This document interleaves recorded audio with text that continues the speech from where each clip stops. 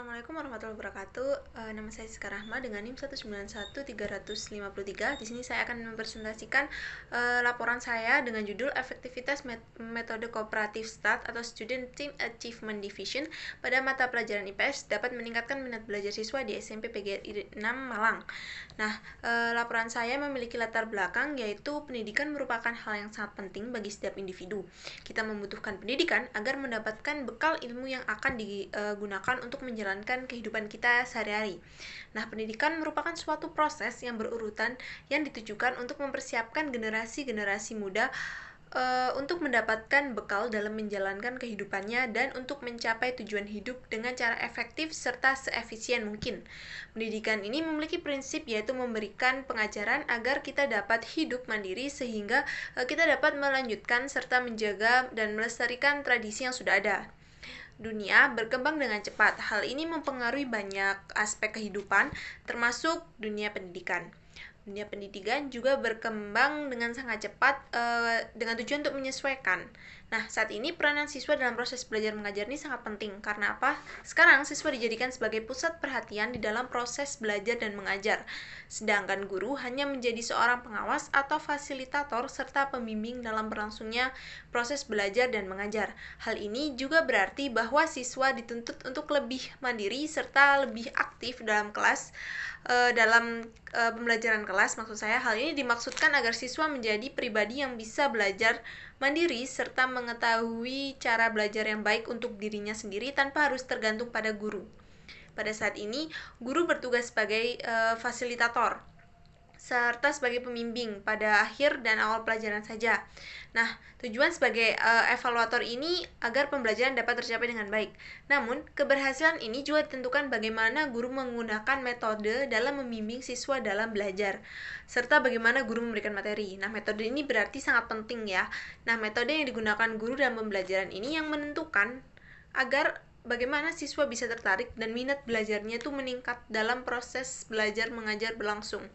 Dengan adanya metode yang dipilih guru, dapat mengantisipasi rasa bosan siswa terhadap pelajaran yang akan dipelajari.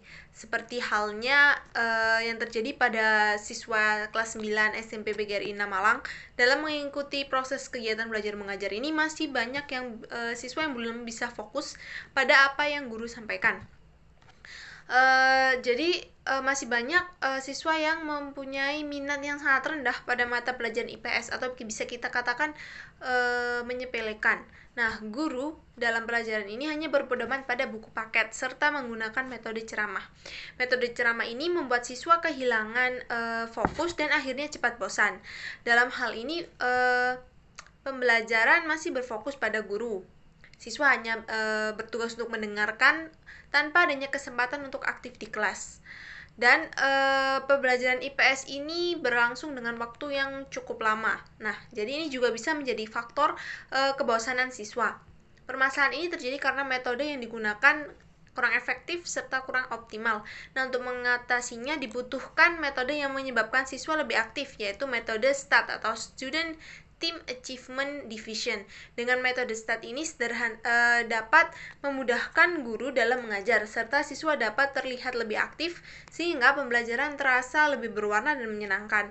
Selain itu, siswa dapat bertukar ide dengan teman, karena pembelajaran ini biasanya dilakukan dalam kelompok-kelompok belajar.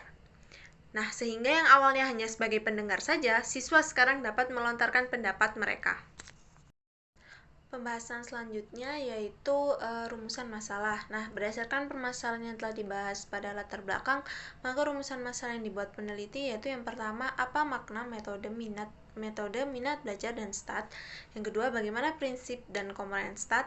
Yang ketiga, apa kelebihan dan kelemahan metode STAT. Tujuan penelitian yang pertama yaitu mampu mendeskripsikan metode minat belajar dan STAT. Yang kedua, mengetahui prinsip dan komponen STAT. Yang ketiga, memahami kelebihan dan kelemahan metode STAT. Manfaat penelitian berdasarkan tujuan penelitian yang hendak dicapai, maka penelitian ini diharapkan mampu mempunyai manfaat dalam pendidikan baik secara langsung maupun tidak langsung. Adapun manfaat penelitian ini sebagai berikut. Yang pertama yaitu manfaat teoritis. Secara teoritis, hasil penelitian diharapkan dapat bermanfaat. Yang pertama yaitu memberikan kontribusi bagi dunia pendidikan dan bagi pengembangan metode belajar. Yang kedua yaitu memperkaya khazanah ilmu pengetahuan terutama dalam bidang strategi pembelajaran. Yang ketiga yaitu dijadikan sebagai bahan acuan untuk peneliti sejenis di masa yang akan datang. Yang kedua yaitu manfaat praktis. Yang pertama yaitu bagi mahasiswa, hasil penelitian ini diharapkan untuk bisa digunakan sebagai bahan informasi dan menambah pengetahuan mengenai metode pembelajaran STAT dan hubungan dengan keaktifan siswa dan hasil belajar siswa. Yang kedua yaitu bagi peneliti dan pembaca, penelitian ini dapat memberi bekal pengetahuan dan pengalaman sehingga dapat memberikan pemahaman yang lebih luas dalam kehidupan. Yang ketiga, bagi masyarakat, yaitu diharapkan dapat memberi informasi bagi masyarakat mengenai metode pembelajaran STAT dan hubungannya dengan keaktifan siswa dan hasil belajar. Bab selanjutnya yaitu kajian pustaka. Yang pertama yaitu pengertian metode pembelajaran, minat belajar, dan metode kooperatif STAT. Yang pertama kita akan membahas tentang metode pembelajaran. Nah, untuk menghasilkan presentasi atau hasil belajar yang tinggi, guru dituntut untuk mendidik dan mengajar siswa dalam menggunakan metode pembelajaran yang dibutuhkan dalam proses belajar di kelas. Nah, metode belajar ini sangat dibutuhkan dalam sekolah, khususnya bagi pembelajaran di dalam kelas. Metode merupakan suatu alat dalam pelaksanaan pendidikan, yakni yang digunakan dalam penyampaian materi tersebut. Nah, materi pembelajaran yang mudah pun kadang-kadang tuh sulit untuk berkembang dan sulit untuk difahami oleh peserta didik. Karena itu, cara atau metode yang digunakan dikatakan kurang tepat. Namun, sebaliknya, suatu pelajaran yang sulit akan mudah diterima oleh peserta didik karena penyampaian dan metode yang digunakan mudah dipahami dan tepat serta menarik. Yang kedua yaitu tentang minat belajar. Minat seringkali membutuhkan periode paparan sebelum anak mencari untuk mengulang kesukaran dengan ketertarikan. Nah, kebiasaan mengulang adalah kunci keberhasilan minat membentuk sebuah bagian penting dari minat terhadap sesuatu objek. Nah, tingginya minat dalam belajar berhubungan dengan tingginya prestasi belajar. Bahkan pada saat ini kaitan antara minat dengan perolehan atau prestasi tidak hanya dalam belajar, merupakan dasar dari proses belajar. Jadi, peningkatan minat belajar siswa adalah suatu proses pembelajaran yang digunakan guru kepada siswa pada kegiatan pembelajaran IPS dengan melalui suatu kegiatan yang didesain untuk menarik minat siswa dan diharapkan dapat diperoleh hasil yang maksimal dan bertahan lama. Biasanya hasil belajar ini mencakup 3 aspek, yaitu terdiri aspek kognitif, afektif, dan psikomotor. Yang ketiga yaitu metode kooperatif STAT. Untuk mengatasi masalah dalam pembelajaran, maka diperlukan metode pembelajaran yang efektif agar siswa lebih aktif saat proses belajar berlangsung, yaitu salah satunya dengan metode STAT, yang merupakan metode pembelajaran yang menuntut siswa untuk aktif belajar di kelas. Nah, STAT ini adalah metode yang paling sederhana dalam pembelajaran kooperatif, sehingga akan memudahkan bagi guru untuk mengajar pada setiap mata pelajaran. Dalam pembelajaran kooperatif STAT, metode STAT digunakan untuk sistem skor yang lebih menekankan pencapaian kemajuan daripada sekedar presentase jawaban yang benar. Ide dasar STAT adalah bagaimana memotivasi dan menguasai materi dan disajikan serta menumbuhkan kesadaran bahwa belajar itu penting dan bermakna serta menyenangkan.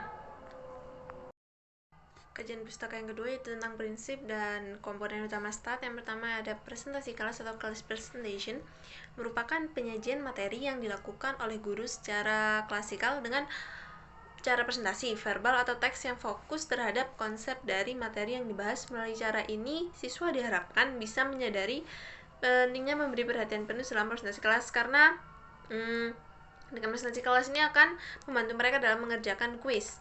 Yang kedua yaitu teamworks atau kerja tim. Komponen ini juga penting dalam STAT karena dalam kelompok ini harus tercipta suatu kerjasama antar siswa yang beragam untuk mencapai kemampuan akademik yang diberikan. Nah, tim ini terdiri dari 4-5 orang siswa yang memprioritaskan keberagaman kelas. Jadi, satu kelompok terdiri dari banyak siswa. Yang kedua yaitu kuis atau tes atau kuis. Tes individual diberikan kepada siswa setelah melaksanakan 1 atau 2 kali penyajian kelas atau presentasi dan bekerja sama dan berarti dalam kelompok. Siswa harus menyadari bahwa skor yang diperoleh setiap individu akan diakumulasi menjadi skor kelompok. Yang kedua yaitu skor kemajuan individual atau individual improvement score.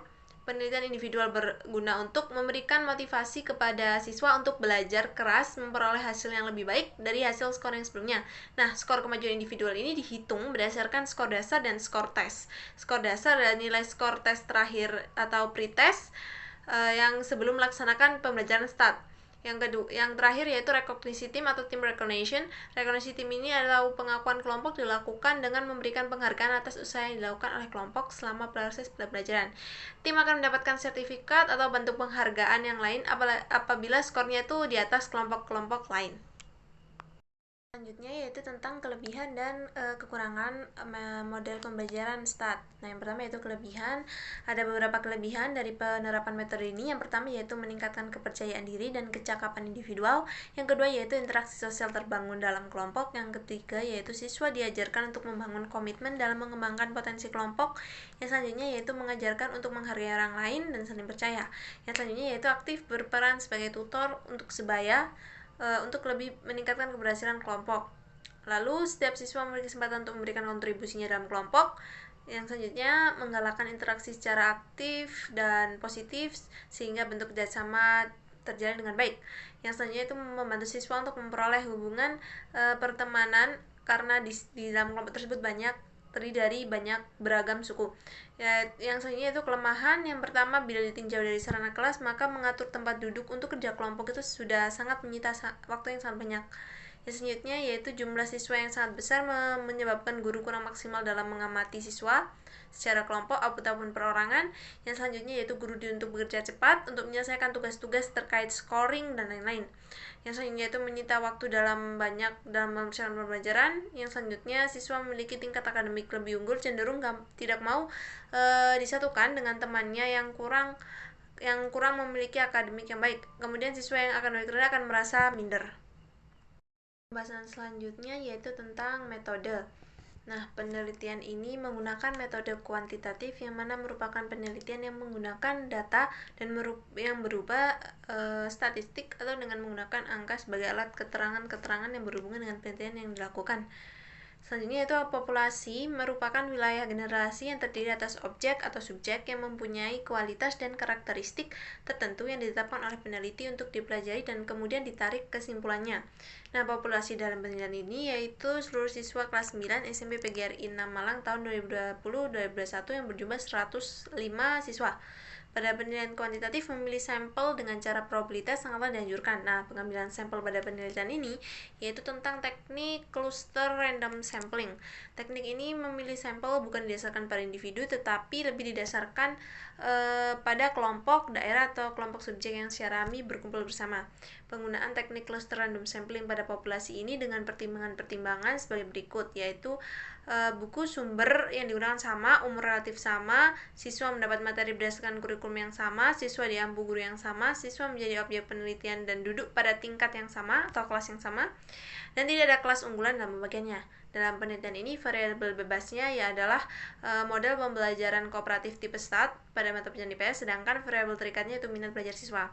Dalam penelitian ini, sumber data primer adalah siswa kelas 9 PGRI 6 Malang, lalu data sekundernya yaitu sumber data yang secara langsung dikumpulkan oleh orang yang berkepentingan dengan data tersebut. Data diperoleh lewat orang lain atau lewat dokumentasi. Peneliti mengambil dari jurnal, buku, serta makalah yang tersedia secara online. Uji deskriptif adalah statistik yang digunakan untuk menganalisis data dengan cara mendeskripsikan atau menggambarkan data yang telah terkumpul sebagaimana adanya tanpa bermaksud mengubah kesimpulan yang berlaku untuk umum dan generalisasi. Sekian presentasi dari saya.